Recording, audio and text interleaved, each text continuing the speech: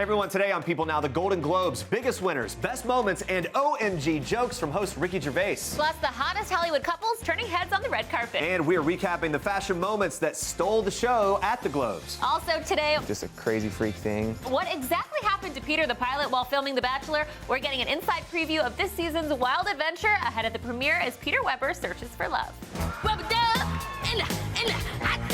Blackish star Marsai Martin is here with a sneak peek at the show's next episode and telling us about her exciting new project. All that and more coming up today, live on People Now.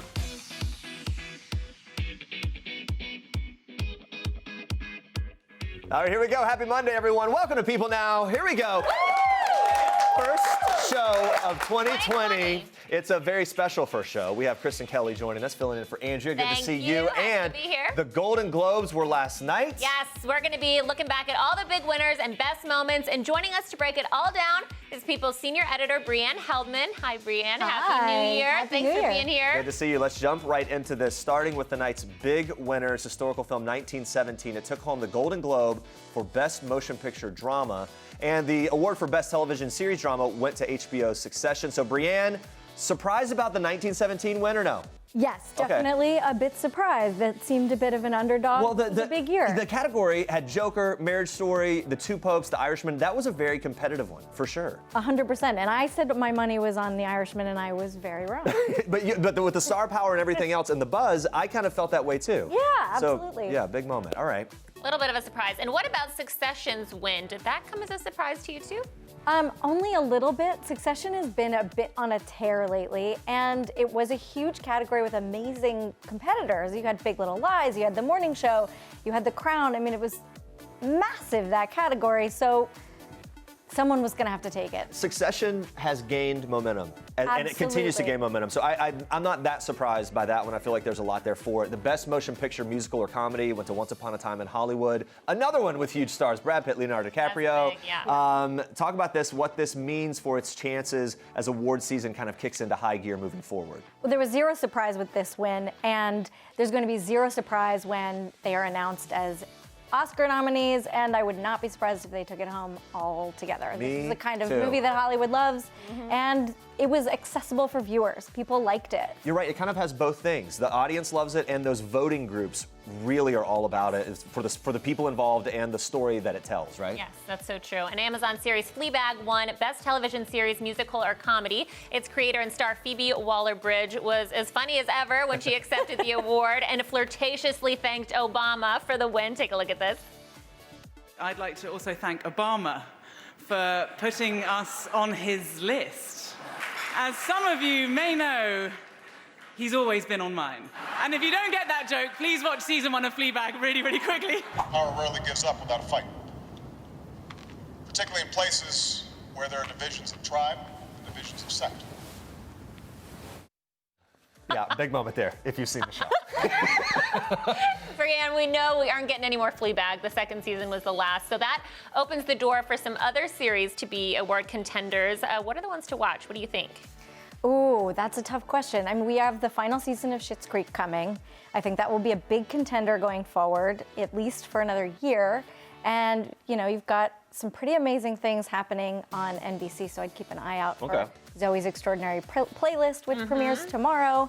I think that could end up being awards fodder down the line. Okay, yeah, we'll be watching for that. The 2020 Globes, historic in many ways. History was made twice, not just once. Awkwafina became the first Asian actor to win Best Actress in a Musical or Comedy. She accepted the honor with her signature humor. She joked, "This is great, thank you. If anything, when I fall upon hard times, I can sell this, so that's good." And then she dedicated that award to her dad. Really sweet, special moment there. I love her. She took home the award for her role in The Farewell. Brienne, it seems like Awkwafina is on a roll right now. Is there any stopping her? There is no stopping her. In fact, she has a new show premiering in the next couple of weeks on Comedy Central called Nora from Queens. So keep an eye out because Awkwafina is here to stay, and I am all for it. Let's talk about this. Director Bong Joon-ho became the first Korean director to ever win a Golden Globe. Really huge moment. That's for Parasite. It won Best Foreign Language Film.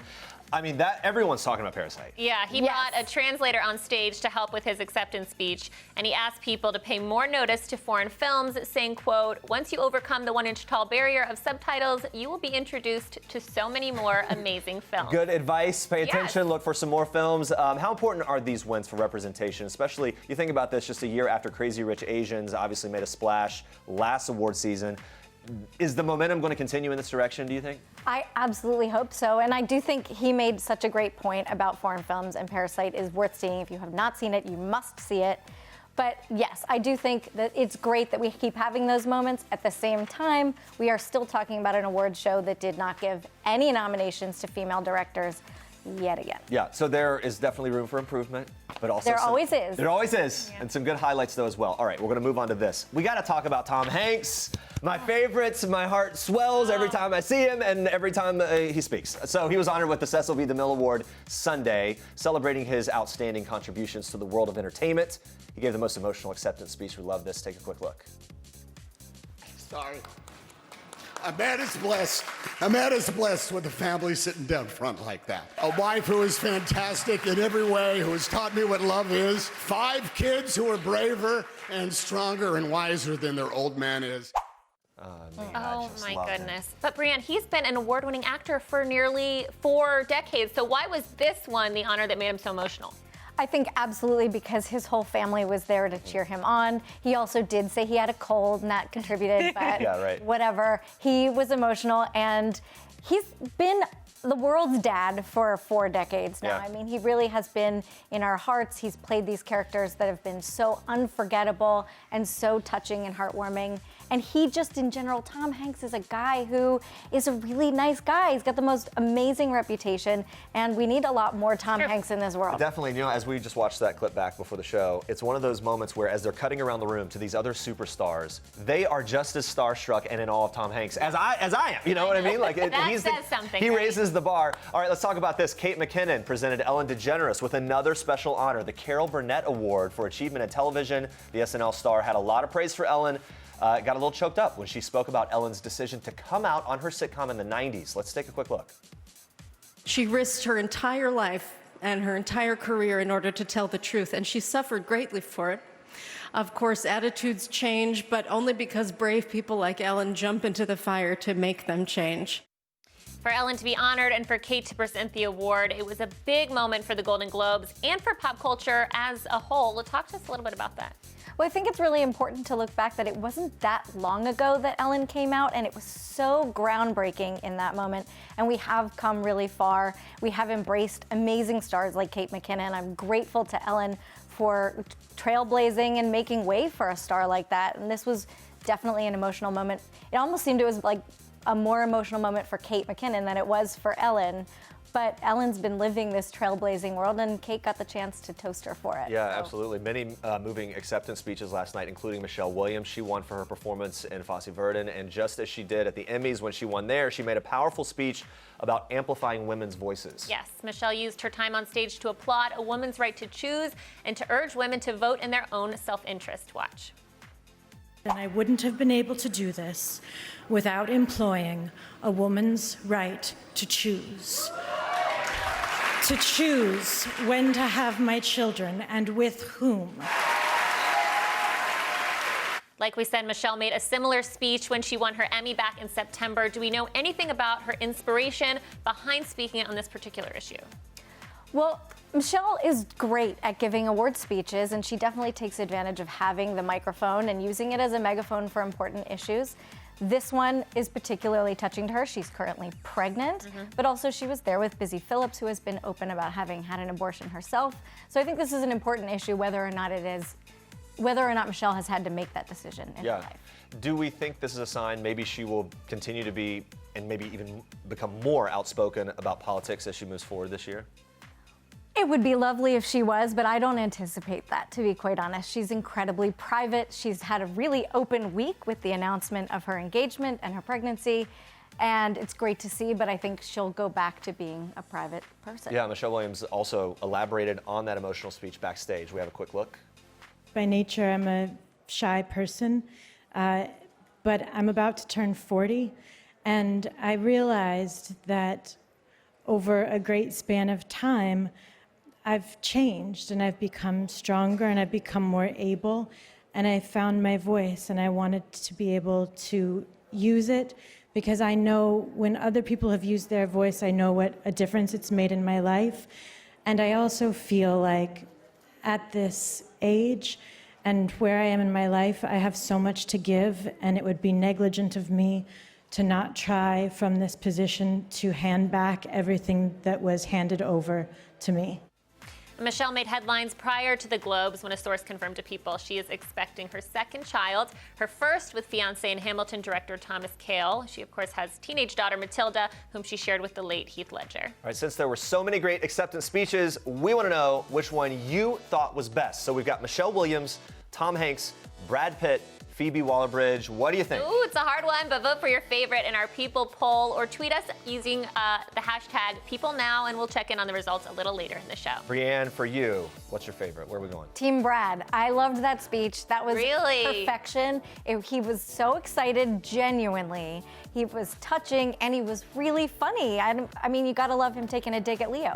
You know what? He's very endearing, isn't he? Yeah. I sometimes I'm kind of like, I don't know what to expect from him, what his tone's gonna be, but he's so endearing and likable, and that, yeah, it was a really great moment for sure. We're swaying the vote, everybody. Look out. Sorry. I know, Brianne, before you go, we have to talk about the host. Ricky Gervais returned to the Golden Globe stage for his rumored last time as host of the award show, and he did not hold back. No, he didn't. Ricky tackling everything from accused pedophiles, the streaming wars, ageism in Hollywood. That was all in his opening monologue alone. And he poked fun at Felicity Huffman about that college admissions scandal.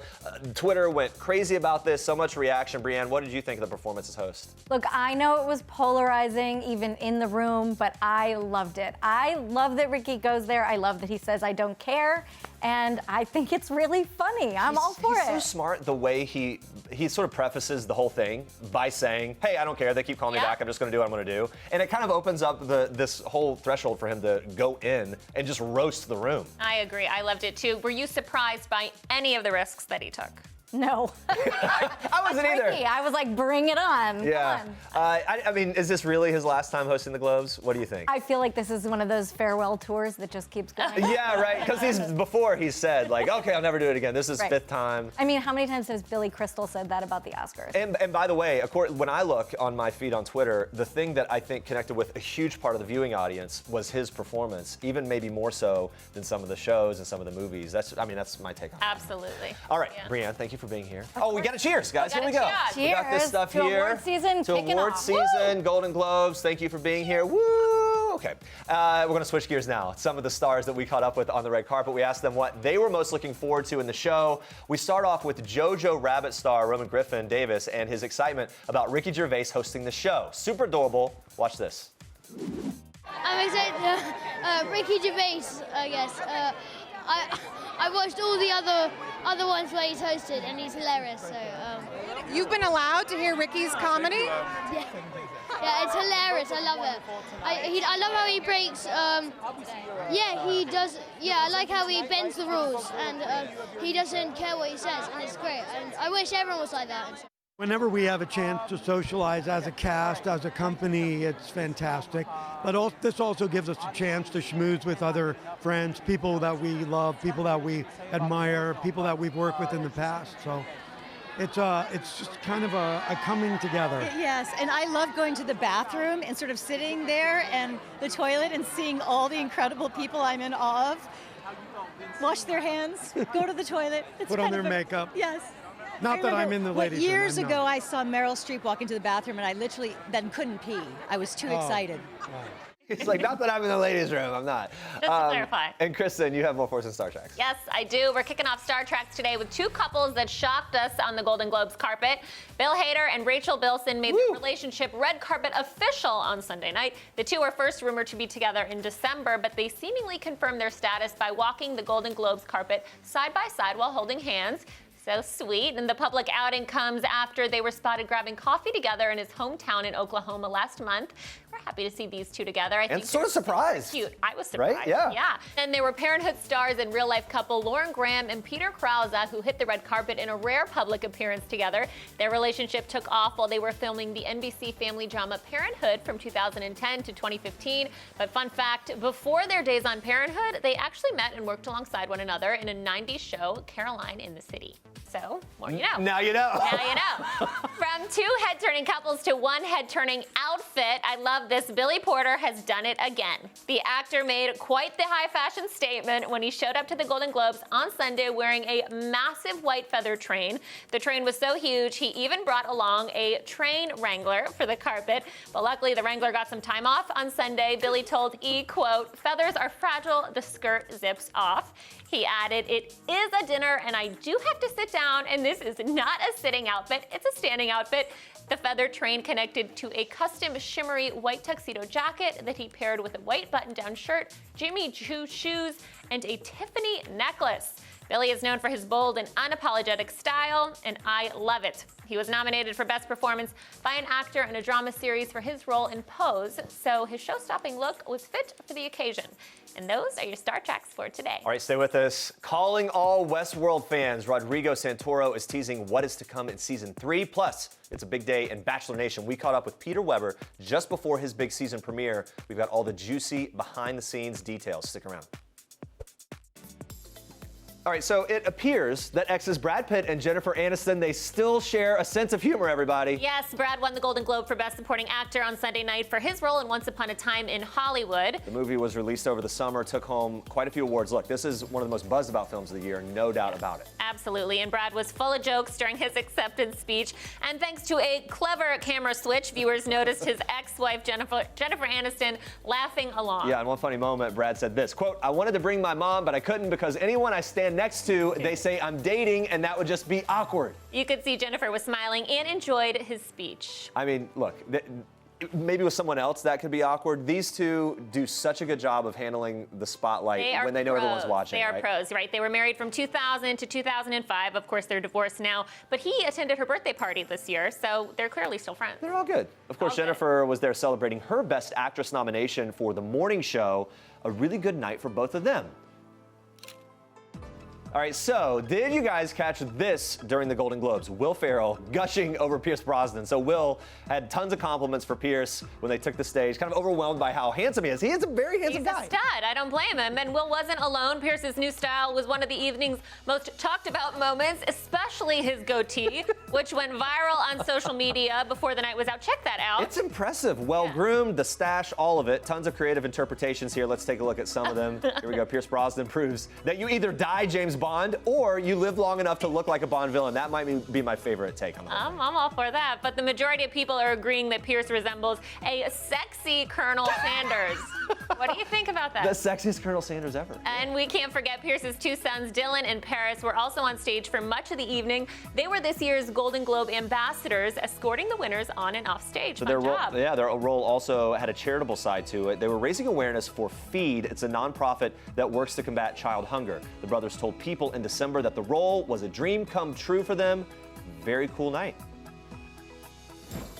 2020 is officially here, which means we are that much closer to getting a new season of Westworld. Rodrigo Santoro stopped by our studios to tease a little bit of what fans can expect in season 3. You're also on the amazing show Westworld. Season 3 is coming up. There's this massive fan base for this show. Are we going to get more clarity in season 3? What can fans look forward to? More clarity? I don't know about that. There's not much I can talk about the show, but I can say that it goes to a very different place. I'm very excited for my character is still together with, Hector and Maeve are still kind of together, but there's a whole new chapter for these guys now. It's very exciting. I can't talk much. Yeah, no, you can't say much about it at all. But if you were able to sum up season 3 in just a brief, 3 words, what would they be? You cannot miss it. Okay, we can add, no, it can be as many words as you want, but that's good. All right. And I'm not just promoting it. It just blew me away when I read it. It goes to a completely different level. Yeah. A completely different. I do want to know, what is your favorite part about playing your character in Westworld? The favorite part is also the most challenging part, which is not knowing a backstory. I'm playing an artificial intelligence that has no backstory. There's nothing I can grab on and okay, this is the character. I've been learning who Hector is, playing him. So it's very challenging, but in a way it's very freeing as well. So I can't compare Hector with any other character that I played before. It's a very different process. It's a very intense, but at the same time, I learn a lot, in this experience. We can't wait to see it. And even with his many shows, Rodrigo says the most significant thing in his life is his daughter. Yeah, he opened up about how his life has changed since becoming a father. Watch. What makes you the most nervous now? In your regular life? Is there something I'm a father now. That makes me nervous. Scary in a new level. Yeah, it is scary. The world is so crazy, and I'm always thinking about my daughter and going, "Whoa, my God, is she okay?" So I think that's more scary than skydiving. Makes sense, for sure. Yeah, just living. But what's the best part about fatherhood? Oh my God, so many things. Just what changes in your life, absolutely. It's not about you anymore. It's really about somebody else, but that love is so giant that everything makes sense. But you definitely live in a completely different life. You know? And learning so much on a daily basis. My daughter's taught me that I'm very selfish. That's what I've learned. There you go. That's the first lesson. That's the got first it right. lesson. What's the biggest lesson that you think you've learned through the process? I've been learning to rediscover simple things, because that's what kids they look at the world and they're constantly discovering things, and we get we grow up and there's so many things that we're distracted by, and there's so many responsibilities. You become an adult, and next thing you know, you're not paying attention to the simple things, important things that are all around you, like little simple things. So she's been teaching me how to, get in touch with that, which is, you can tell how much is important, It's just the best thing.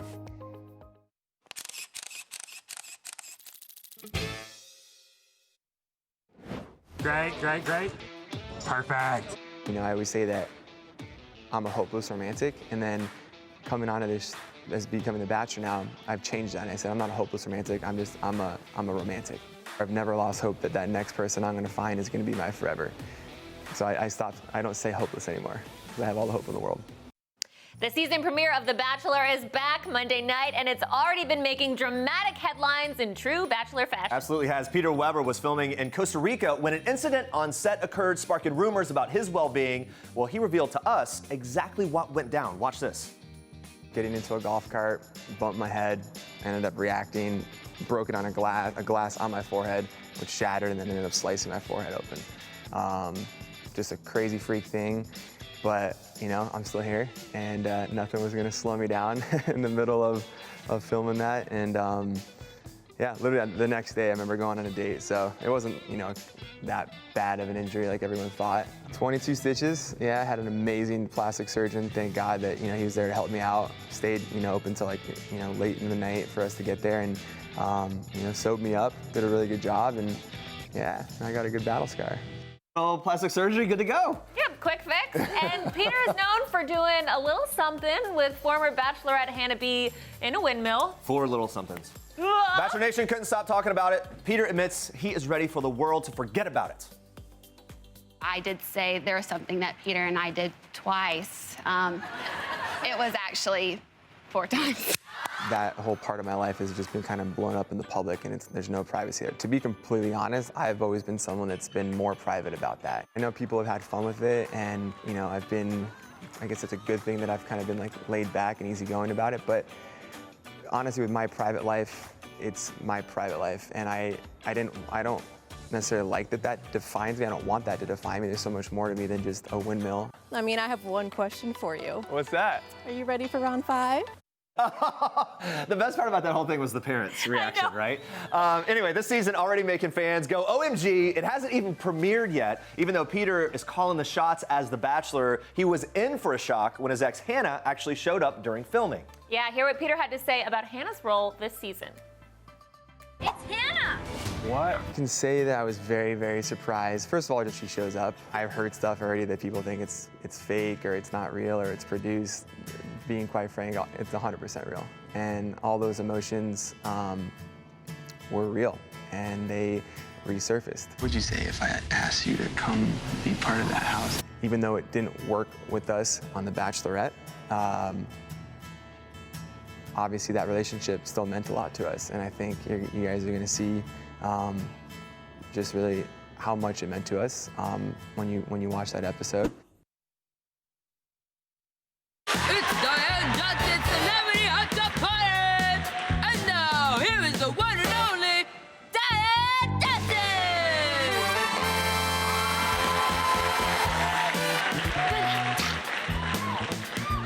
1, 2, 3, 4, hey! I do! Don't make me sweat! I say! I do! Woo! Rubber dub! In the, I do! Can I ask y'all something? Yeah! Can I get in the hot tub? No! Can I get in the sauna?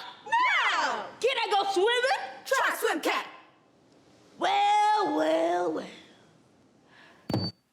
Absolutely on fire. With the new year comes new episodes of ABC's hit sitcom Blackish. Here to talk about Tuesday's episode is Marsai Martin. Welcome. It's good to see you. Hello, good to see you. How many times did you do that? It wasn't a long take, I'm not gonna lie. It was like 5. Okay. At least 5. Okay. Yeah, not bad at all. Happy New Year, by the way. Happy New Year! How'd you ring it in? What are the resolutions? All that. Okay, so I actually have 3 resolutions that I was trying to figure out. We did the same thing that we did last year, which was just being at the house with family and friends. And me and my friends recorded a video last year saying our resolutions and seeing if we did it this year. Oh. Yeah. How'd it go? Nah. It didn't work out. It was like, Not so much? Well, you've been doing some things, though, so you must have had some really lofty. It was totally different busy. than my resolutions. It was great, though. Let's talk about this, Golden Globes. Did you see it? I did see it. I did see the Golden Globes. What'd you think? I loved it. I mean, it was pretty cool. Unfortunately, I couldn't be there, so, but just to be, like, seen in that way and just all the diversity and stuff, it's pretty cool. And Beyonce was there, too, so. Yeah, that's so. That's the cherry on top. And let's talk about Tuesday's episode of Blackish. So the episode is all about hair, and it centers around your character, Diane. Walk us through how preparing for this episode differed from preparing for other episodes. Well, I mean, this is a very serious topic for sure, but Blackish is so known for being very bold about how our topics are occurred. So just for this one to be about Diane's hair journey and how I've been playing this character for so long, it meant so much to me. So for real, I was very in depth to it. Like from the script on, I was like, oh, okay, let's change this, let's change that. Yeah. We actually did a few tweaks, like me and Tracy. But it was great. Like, the overall outcome was amazing. Well, like you said, the show takes on various topics and starts conversations. What kind of conversations do you hope this episode will kind of spark and continue? Definitely that all black hair is beautiful, like in any way, just for like any race at all, because it's not just about black hair, but it's about the community in general. You know, how people perceive our hair and how it's looked at, like in an everyday basis. So. I hope people take away that just be comfortable in who you are. Like, it doesn't matter, like, dreads, like, relaxing your hair, like, whatever you want to do. Just be yourself while doing it and stay confident for it. It's really great. And you're a major topic of conversation these days. So it was recently announced that you'll be producing a new Queen comedy for Universal. Congratulations. Thank Incredible. you. What can you Thanks. tease about it for us? Ooh, what can I tease? I can't tease a lot about it. All you know, right, some of the all right. projects that I do, you know, I got to keep it on the low. I'm sorry, y'all. But I'm definitely excited for it because it's just such a royalty type film, and that it's perceived in Africa. So I may be going to Africa, which I'm excited for. So the question is, was that on your resolutions list from last year? Going to Africa? No, well, and doing the new show and like having, you know what I mean? Like Yes. producing new content? Well, definitely producing new content. That was definitely one of them that we did mark as a. Yeah, they did it. Yes, right. we did it. Yeah. One was exercising, which I didn't get. Yeah. You have okay. Well, Yes, I wanted to like, you know, build up my immune system, like, you know, be strong. yeah. For you, when it comes to your career, the types of projects you want to do, it seems like in many ways the world's at your fingertips. What are the types of things you will say no to? Oh, as like, okay, it depends. As an EP or as like a person in general? Just like what are you saying? I just mean, like, I don't know. We were talking to our producer about some of the things that you guys discussed and how you want to avoid stereotypical roles and you want to kind of take on things that matter to you and presenting, you know, conversations and different representation. Yeah, I mean, there's so many things. I just want to stay away from like just the true stereotypical side of like how people see like Black people in general, but to put us in roles that explain like our futures and like our fantasy and like we can be in these roles that you can see like normally like white male dominated people be doing. So that was my Texas accent, be doing. But yeah, just putting us in the circle where like we do belong and that anything can happen at any age, anytime. How old are you? I'm 15.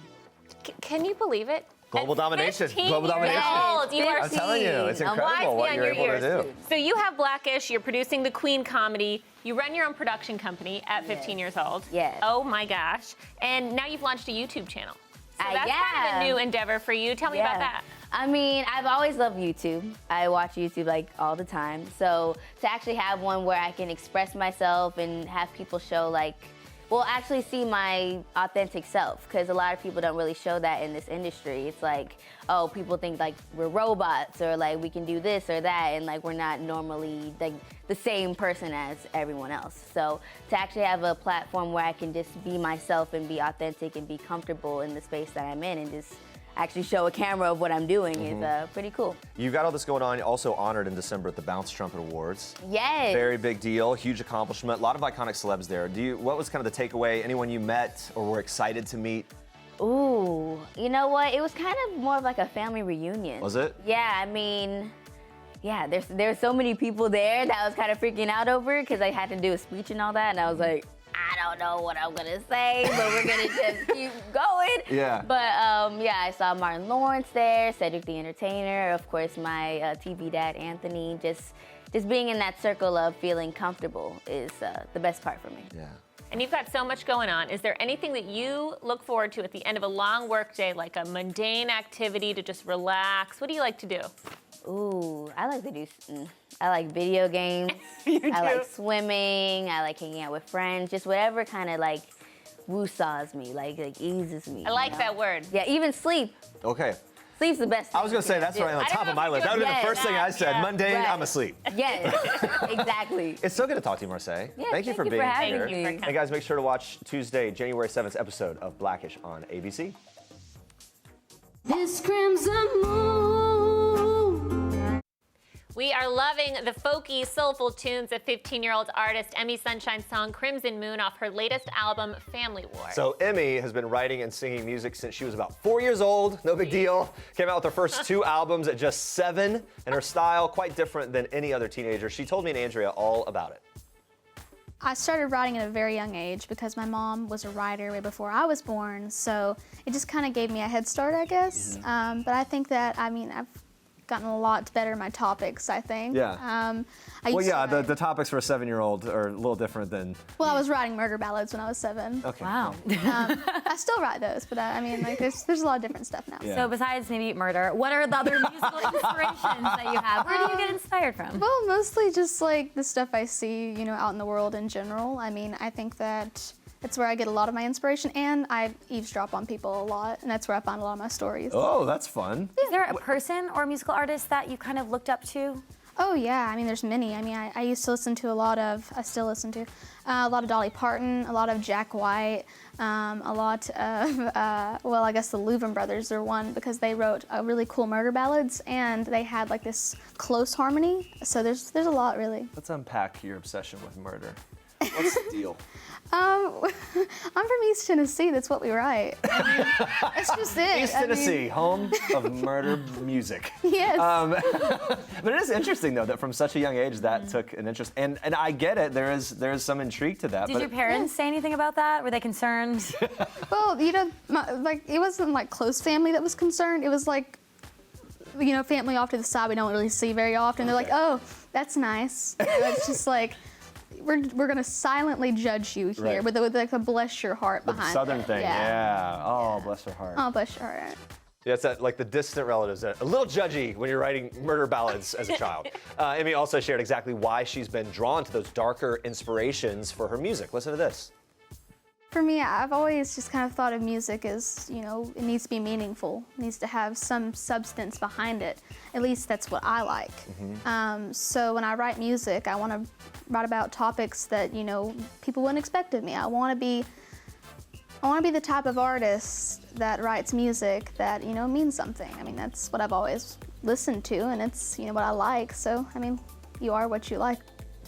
And Emi has accomplished so much at such a young age. In 2017, Rolling Stone magazine even named her one of 10 new country artists you need to know. And she's already performed at the Grand Ole Opry more than a dozen times. She's done some things, but one of her most memorable moments as an artist was when she performed at California's annual country music festival, Stagecoach. I played Stagecoach, and the power went out. And everybody stopped playing at all the tents and where everybody was playing. And I just was like, okay, let's just go out into the crowd. And there was like a bunch of people there.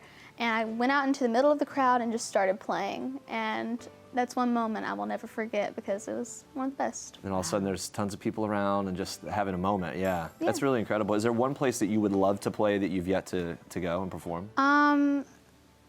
Red Rocks, one day. One Colorado? day, yeah.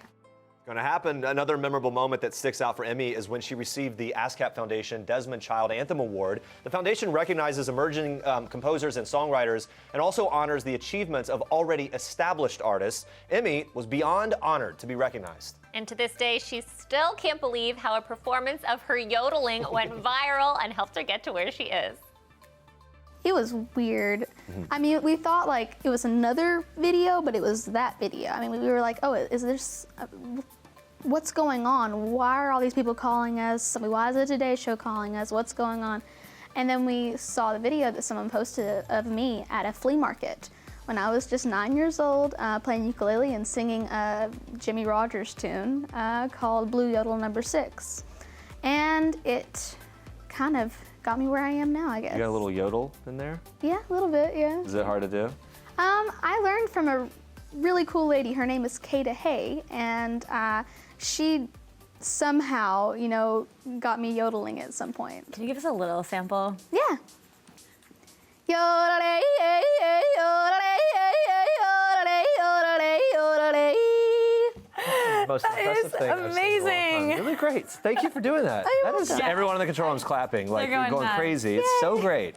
Wow. Thank you for doing that. Yeah, that's incredible. I just want to like bask in that. I know, right? Let's talk about. Well, I think we're both debating whether or not we want to try it. I was not. I would love to hear. I was projecting that. I've been debating it. There's no way I can't do it. I've kind of tried before, to be honest Well, with it's you. all about finding like a break in your voice. Yeah. It's just like a yodelay, it's like, Jeremy, I'm like, not going to. I think Okay, but the problem is it's so high. Wait, see? Okay, there's the break. See, I can't. But then. Okay. Wow, Again, this went off the rails. this will be cut out. Please. Let's go ahead with the All next right, let's question. talk How about that? this. Don't cut it out. Did not get cut out. It was cringy. It was as cringy as I remembered. I Sorry. enjoyed it. Stuff to do. Anyway, Emi, super nice to talk to, and just like most of everyone that we meet in country music, it's really this welcoming community. She was fascinating. I love her. I hope she comes back. There is an artist one particular one who Emi will never forget. Watch this. I don't know if you guys know who this is, but Loretta Lynn. Yes, I've heard of I was that artist. Oh yeah, that artist. Yeah, she had a few things that she did. Yeah. Up and coming. Oh yeah. No, I love her so much. I got to meet her. I was actually opening up for her. This was a few years ago, and she was talking to me one day, and she was just like, "Okay, come sit next to me. We're gonna look out at the crowd before you go out on stage and all this stuff." And she just was talking to me about everything, and I think for some reason that night, I did not wear, like, I had like these little shoes on and they were like very small. I mean, they weren't like boots or anything like that. She said, "Oh, honey, you know, you need to wear bigger shoes than that. Your feet are gonna be freezing." And I was just like, "Oh, that's like my grandmother. You know, that's so sweet. I mean, that's like my grandmother." But you know, she is just amazing. I mean, she's one artist that I just have always looked up to. When I finally got to meet her, it was surreal. EmiSunshine's latest album, Family Wars, is available now wherever digital music is sold. All right, we've been asking you guys which Golden Globes acceptance speech was your favorite from Sunday night. Let's take a look at the results.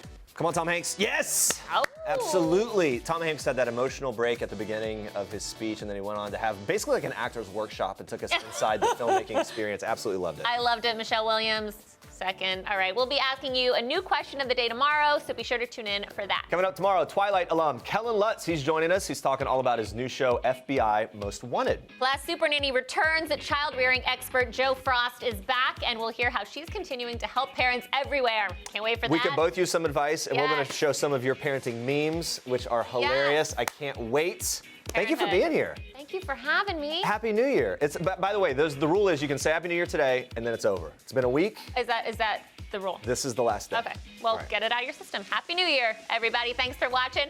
For now, we'll leave you with one last thing from this Descendant star. Bye-bye. Bye, guys. Hey, I'm Sophia Carson, and this is One Last Thing. The last country I visited was Italy. The last song stuck in my head was Don't Start Now by Dua Lipa. Don't start caring about me now. The last show I binge watched and I'm currently binge watching is Gilmore Girls. What's wrong? I got kissed. And I shoplifted.